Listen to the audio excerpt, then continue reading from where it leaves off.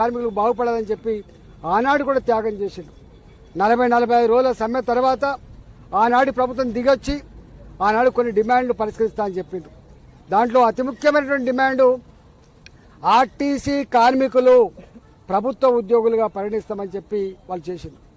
ఉద్యోగ భద్రతతో పాటుగా అనేక రకాల సమస్యలతో పాటుగా ఆనాడు ఉద్యోగాన్ని పర్మనెంట్ చేస్తామని చెప్పిండు.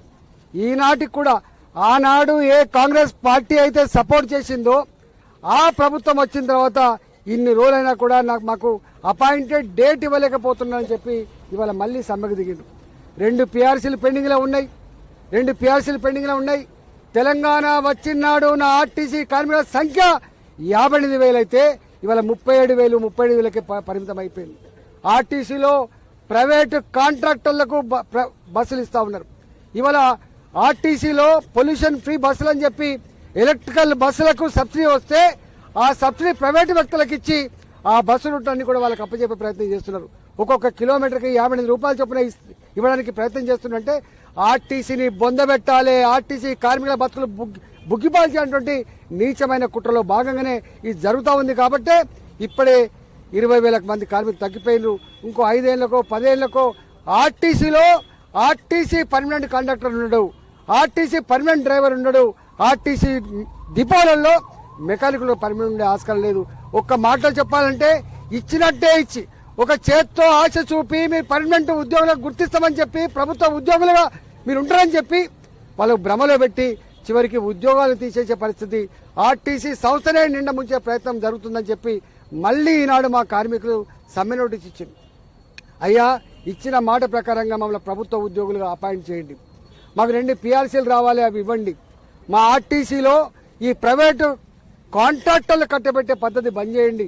బస్సులు ఎలక్ట్రికల్ బస్సులు కేంద్ర ప్రభుత్వం ఇచ్చినా ఇంకోరు ఇచ్చినా అవి ఆర్టీసీనే పర్చేజ్ చేయాలి, ఆర్టీసీ కార్మికులతో నడిపే ప్రయత్నం చేయాలి. ఆర్టీసీ అనేది వ్యాపార సంస్థ కాదు. కొన్ని కోట్ల మంది పేద ప్రజానికానికి ఇవాళ గమ్యం చేర్చేది.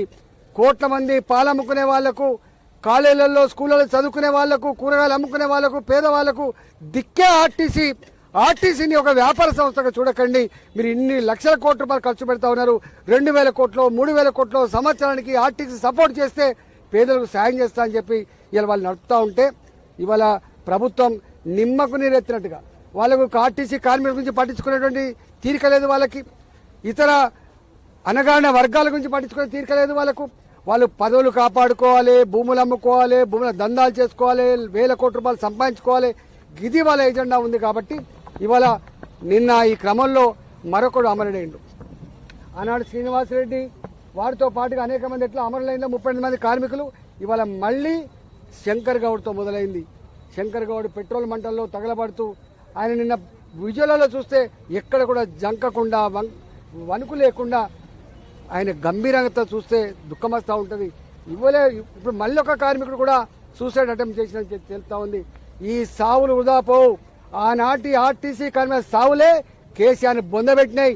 మిస్టర్ రేవంత్ రెడ్డి, మళ్ళీ ఈ సావులు కూడా తప్పకుండా ఈ సావులు వృధా పోవు.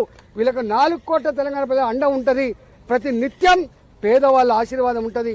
ఇలా ఎర్రటి ఎండలలో 12 గంటల డ్యూటీ చేస్తున్న మా కండక్టర్లు, మా డ్రైవర్లు ఇలా మొత్తం చెమటపాలు అయిపోతుంటారు, ఉడికిపోతూ ఉంటారు. అయినా కూడా సేవ చేస్తూ ఉన్నారు. గవాళ్ళ జీవితాలతో ఆడుకునే ప్రయత్నం చేయకండి. మీరు కూడా కేసీఆర్ అనే కాలగర్భంలో కలిసిపోతానని చెప్పి హెచ్చరిస్తున్నా. తక్షణమే వేషాలు పక్కకు పెట్టి నువ్వు పెద్దనా నేను పెద్దనా అని పక్కకు పెట్టి పిచ్చి వేషాలు లేకుండా ఆనాడు కేసీఆర్ ఎట్లయితే సతాయించి వాళ్ళను ఉసురు తీసుకున్నాడు, ఇవాళ మళ్ళీ నువ్వు కూడా అట్లాంటి సతాయించే పని చేయొద్దని తక్షణమే ఆర్టీసీ కార్మికులతోటి జేఏసీతోటి చర్చలు జరిపి ఈ సమస్య పరిష్కరించాలని చెప్పి నేను డిమాండ్ చేస్తున్నా.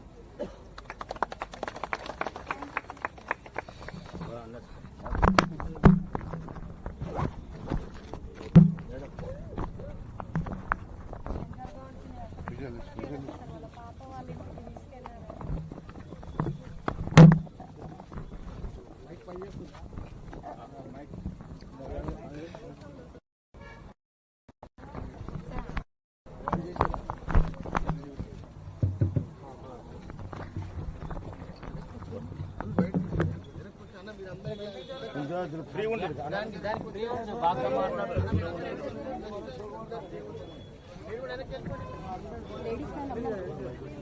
అన్న మీరు ఇటు వెళ్ళండి, అంత లేడీస్ ఉంటారు.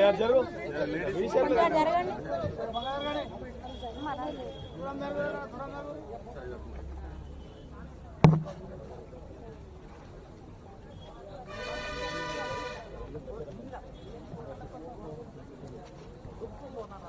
స్వాతంత్రం రాక మునిపే ఆనాటి నిజాం సర్కార్లోనే పబ్లిక్ ట్రాన్స్పోర్ట్ సిస్టమ్ ఉంది. అందులో ఆర్టీసీ కావచ్చు, రైల్వే లాంటి సంస్థలు ఆనాడే రాజులే అయినప్పటికి కూడా ప్రజలకు సౌకర్యం కల్పించే ఆలోచన ఆనాడు చేసింది. ఉమ్మడి రాష్ట్రంలో ఏపీఎస్ ఆర్టీసీగా మేము చిన్నప్పటి నుంచి చూస్తూ ఉంటే కార్మిక సంఘాలు ఉంటుండేది. లక్షల మంది కార్మికులతో ఆర్టీసీ ప్రతి నిత్యం గ్రామీణ ప్రాంతాల్లో పాలు అమ్ముకునే వాళ్లకు, కూరగాయలు అమ్ముకునే వాళ్లకు, గ్రామాల నుంచి వెళ్ళి పట్టణాలకు పోయి కూలి చేసుకునే వాళ్లకు, అంత మాత్రమే కాదు లక్షల మంది పేద బిడ్డల చదువు కోసం స్కూలుకు పోయే వాళ్లకు, కాలేజీకి పోయే వాళ్లకు సర్వీస్ అందించే సంస్థ ఆర్టీసీ. ఆర్టీసీ వ్యాపార సంస్థ కాదు, ఆర్టీసీ సేవా రంగంలో ఉన్నటువంటి సంస్థ అనేటువంటి జ్ఞానం కూడా పాలకులకు లేదు. ఆనాడు కార్మిక సంఘాలు బలంగా ఉండేది, ఆనాడు సమ్మెలు చేస్తే ఐక్యంగా చేసేది. ఆనాడు ప్రభుత్వాల మెడలు వంచి ఆర్టీసీని కాపాడుకున్నారు. ఆర్టీసీ కార్మికుల జీతభత్యాలు కావచ్చు, వాళ్లకు సంబంధించిన అనేక డిమాండ్లు సాధించుకోగలిగారు. నాకు ఇప్పటికి గుర్తు, తెలంగాణ ఉద్యమంలో సకల జనుల సమ్మెకు పిలిపించినాడు. ఎన్ని బంద్ చేసినా కూడా దాని ఇంపాక్ట్ లేదు. ఉత్తర దక్షిణ భారతాన్ని కలిపేటువంటి రైల్వేని ఆపాలని చెప్పి నిర్ణయించుకున్నాం. ఇప్పుడు ఆర్టీసీని కనుక బంద్ చేయకపోతే బంద్ లెక్క కనపడతలేని చెప్పి భావించుకున్నాం మేము. సింగరేణి బంద్ కాకపోతే, ఇవాళ జెన్కో స్టేషన్లో ఆపకపోతే ప్రభుత్వానికి చీమ కుట్టినట్లేదని చెప్పి భావించడం. ఆనాడు సకల జిల్లా సమ్మెలో 40-45 రోజులుగా జరిగిన సమ్మెలో ఆనాడు ఆర్టీసీ కార్మికులు నిర్వహించిన పాత్ర ఇవాళ మాటల్లో చెప్పరాని. దసరా పండుగ వచ్చింది. దసరా పండుగకు ఎంత గరీబుడనే తెలంగాణ రాష్ట్రంలో దసరా బతుకమ్మ పండుగ వచ్చిందంటే ముందే కొంత బోనస్ రూపంలో డబ్బులు తీసుకుంటూ ఉంటాం, అప్పుల రూపంలో తీసుకుంటూ ఉంటాం, పండుగ జరుపుకుంటూ ఉంటాం. ఆనాడు ఆర్టీసీ కార్మికులు టీవీల ముందుకు వచ్చి చెప్పిన మాట, మాకు ఈసారి దసరా లేదు, మాకు ఈసారి బతుకమ్మ లేదు, మా పిల్లలకు కొత్త బట్టలు లేకపోవచ్చు, మా ఇళ్లలో పండుగ వాతావరణం లేకపోవచ్చు, కానీ తెలంగాణ వస్తే మాకు పండుగ వచ్చినట్టు అని చెప్పి భావించి ఆనాడు ఆర్టీసీ కార్మికులు వాళ్ళు తెగించి చేసినటువంటి సమ్మె ఇప్పటికి నాకు గుర్తు. ఆనాడు దాంట్లో మేము లైవ్లో ఉన్నోళ్ళం. మేము తెలంగాణ వచ్చింది, మొట్టమొదటిసారిగా జీతభత్యాల పెంపు సమస్య వచ్చినప్పుడు నేనే మొట్టమొదటి ఆర్థిక మంత్రి ఉన్నా. 43% అనుకుంటా, 42%, 43%, 44% వేరే వాళ్ళకంటే 1% ఎక్కువ చెప్పిన. ఇంత కష్టపడ్డ వాళ్ళు తెలంగాణ తెచ్చిన దాంట్లో భాగస్వాములు వాళ్ళకి ఇవ్వడం అనేది బరకత్ ఉంటుంది అని చెప్పి ఆనాడు భావించి మొట్టమొదటి పీఆర్సీలో నేనే ఉన్నా.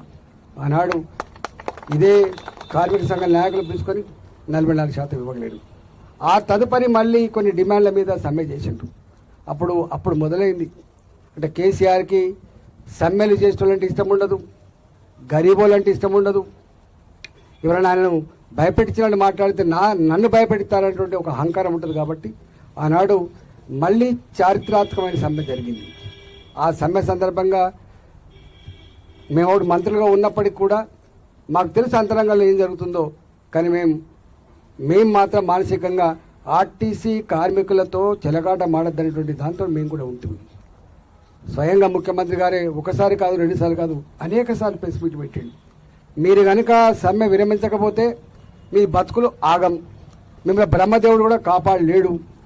మొకాళ్ళ మీద ఉండి బతిలాడిండ్రు ముఖ్యమంత్రిని, మొకాళ్ళ మీద ఉండి బతిలాడిండ్రు, బిచ్చమెత్తి బతిలాడిండ్రు. 37-38 మంది ఆనాడు గుండె పగిలి చనిపోయిన వాళ్ళు ఉండే. శ్రీనివాసరెడ్డి లాంటి వ్యక్తి ఇక ఇంటలేరు అని చెప్పి తెలంగాణ ఉద్యమంలో ఎట్లయితే త్యాగాలను రికార్డు చేసిండ్రో మళ్ళీ శ్రీనివాసరెడ్డి కూడా మొట్టమొదటి త్యాగమూర్తి ఆర్టీసీలో. ఆ తదనంతరం దిగొచ్చి కొన్ని సమస్యలు పరిష్కారమైనవి.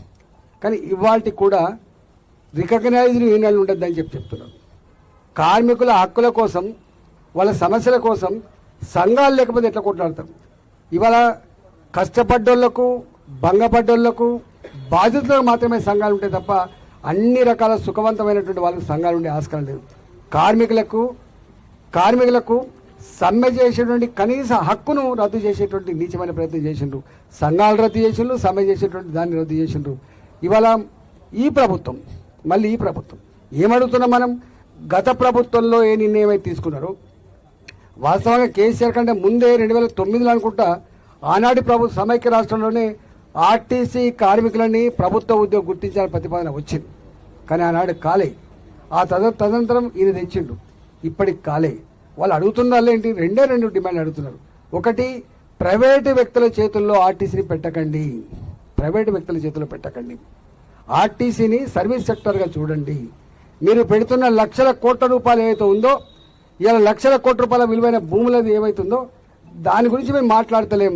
మేము మాట్లాడుతున్నది సంవత్సరానికి 2000 కోట్లు 3000 కోట్లు ఖర్చు పెడితే ఈ ఆర్టీసీ కోట్ల మంది ప్రజానికానికి సేవ చేసేటువంటి భాగ్యం ఉంటుంది. కాబట్టి అయ్యా, ఆర్టీసీని కాపాడండి.